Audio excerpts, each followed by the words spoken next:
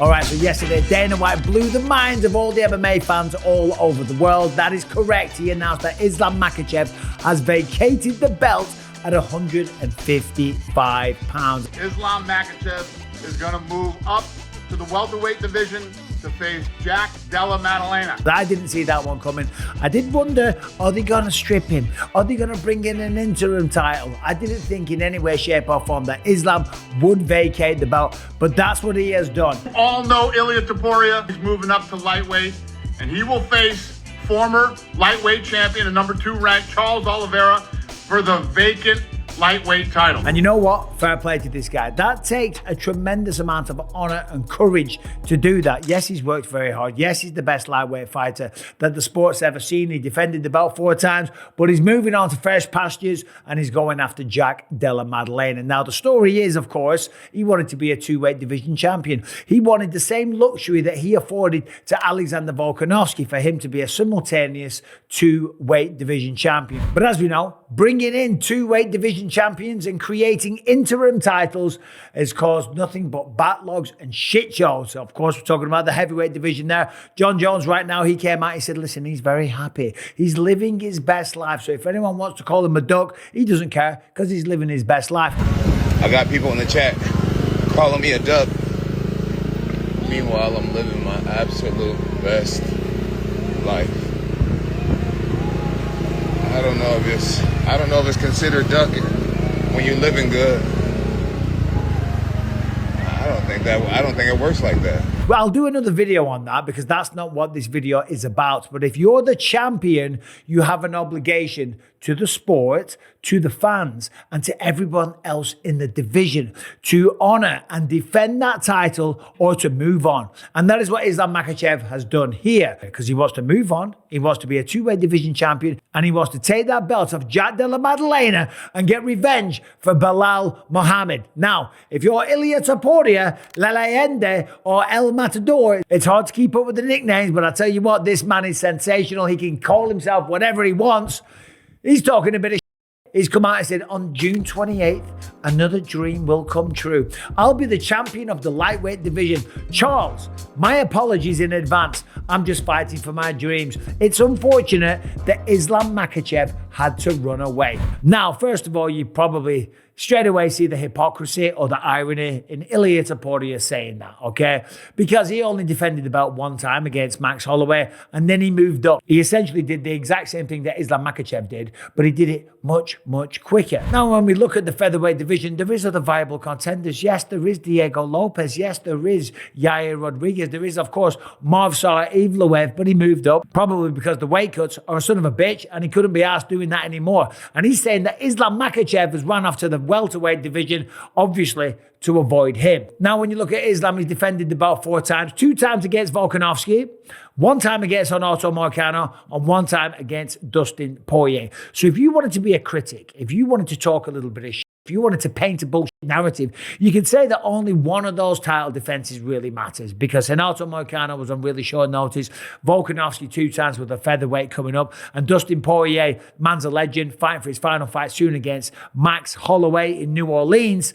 But you can make that argument. I'm not making that. If you're Ilia Topuria, you might make that. Now, if you look at the lightweight rankings, of course, there is still a lot of viable contenders for Islam Makhachev to face. Yeah, we know Arman Tsarukyan. Yeah, he had a bad weight cut or he pulled a muscle in his back. Regardless, right? He's still ranked number 1. There's Justin Gaethje, who was yet to fight. There's Max Holloway, if he was to win 1 or 2. There's Mateusz Gamrot. There's Paddy Pimblett. And, of course, there's Ilia Topuria, right? So there's a lot of people for Islam to fight. However, the man's free to do what he wants. And just like Ilia Topuria struggles to make 145 pounds, we have seen time and time again that Islam Makhachev does not have an easy time making 155 pounds. This is why I've said for the longest time, everyone should just move up a weight class. We would get better fights because look at this, Ilia's moving up, Islam's moving up. If everyone just moved up a weight class, we would remove all of this weight cutting bullshit.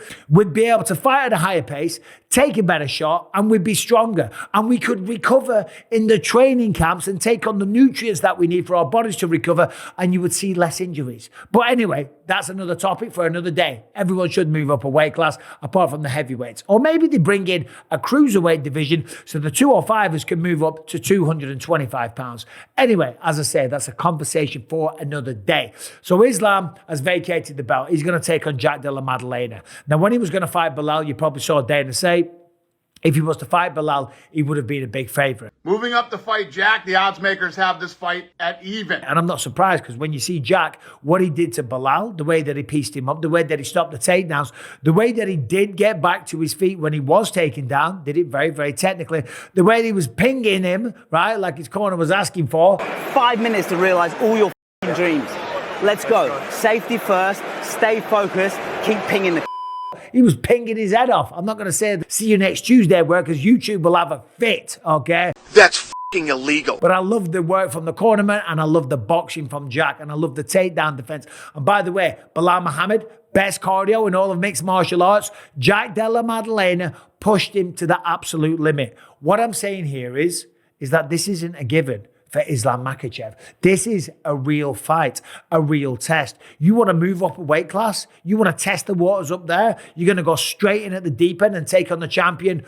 Massive opportunity. Become a 2-weight division champion. Join the likes of Conor McGregor, Daniel Cormier, Amanda Nunes, George St. Pierre, Henry Cejudo. There's a few others. Maybe there is, there isn't. Let me know in the comment section who I'm forgetting. But he wants to do that, and that's his right. And fair play to him. And we're all excited for that.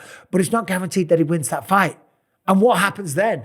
Does he come back down to 155? Because if Ilia Topuria is successful against Charles Du Oliveira, which I would imagine that he's going to be a favourite coming into this one with the bookies.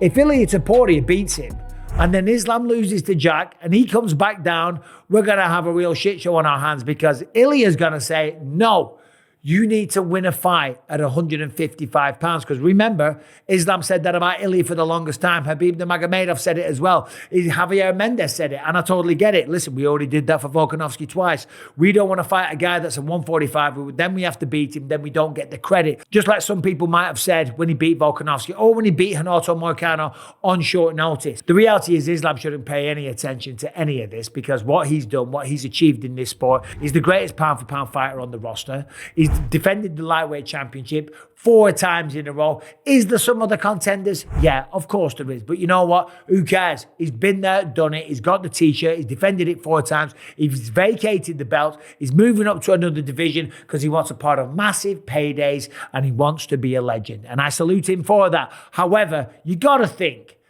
that Ilia versus Islam is the fight to make at some point. Let's just imagine that Ilia Topuria beats Charles Du Oliveira. That's not a given. We know Charles is amazing. We know he's dangerous. We know he's got the most submissions, the most bonuses. He's a dangerous, aggressive son of a bitch, okay? And he's very technical as well. And he's a buzzsaw. He's going to walk forward, punches, knees, elbows, you name it. He'll lock on a submission quick as a flash, right? Super dangerous, okay? Beat Michael Chandler via decision. Before that, lost to Ahmed Sarukian. The man's about 36 years old. He's had a long career. He's had close to 50 fights. A lot of wear and tear on the body. A few losses along the way as well. Granted, that was the featherweight version. Of course, Ilia used to be a featherweight. This is his first fight at lightweight. So don't think there's going to be any gigantic size difference. And with the punching power of Ilia Topuria, the boxing that he has, the footwork that he has, and the Greco-Roman wrestling, it wouldn't surprise me if Ilia pulls it off. And if he does become victorious, then you know he's going to look at becoming a 3-weight division champion.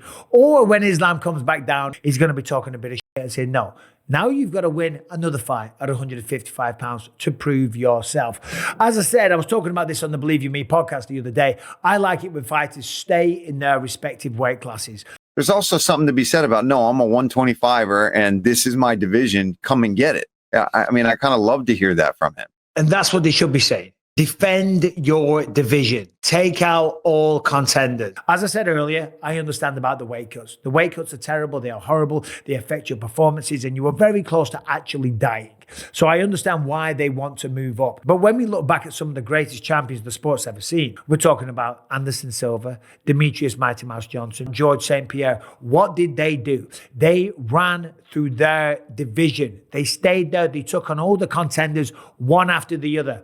Just like Alejandro Pantoja is doing. I respect that about this guy. He says, I don't want to go up to bantamweight. I don't want to fight Merab Dvalishvili. I want to stay here. I want to take on my guys, my weight class. I want to defend this belt as many times as I can before I retire. Now, there's no right or wrong in this, but when we look at Anderson Silva and George St. Pierre wasn't banging on about Anderson Silva. Yes, there was murmurs of this fight happening back in the day.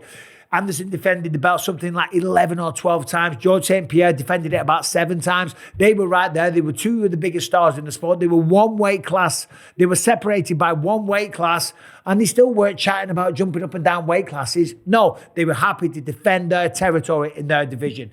Anyway, so that's that. Islam Makhachev has vacated the lightweight strap. He's going to fight Jack Della Maddalena. Tell me in the comment section, who do you think wins that fight? Ilia Topuria versus Charles Du Oliveira. A tremendous main event for UFC 317. Co-main event, Alejandro Pantoja taking on Kai Kara France. Benil Dariush taking on Renato Moicano. Brandon Royval versus Manel Kopp. And Boy Chinya, Paulo Costa taking on Roman Kopylov. We've got Jack Hermanson on there taking on Gregory Robocop Rodriguez. Dead or alive, you are coming with me. Johanata Denise taking on Justin Tafa, and Viviana Araujo taking on Tracy Cortez. So UFC 317 shaping up very, very nicely. Anyway, that's it. That's all I got time for. There was some more talk. Dricus Du Plessis, Khamzat Chimaev, that has been announced, but that will be discussed in another video coming your way tomorrow. Thanks for watching. Subscribe, ring the bell.